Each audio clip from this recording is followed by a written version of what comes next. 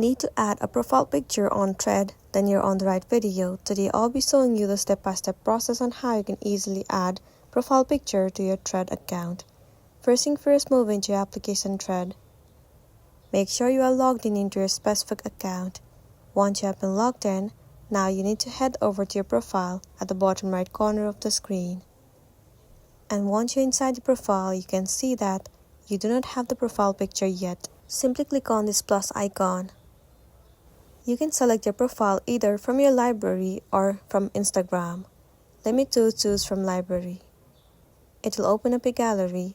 From gallery, select any of the photo that you want to set it as a profile picture. Once you have selected, adjust it and click on choose. Wait for a while for it to load.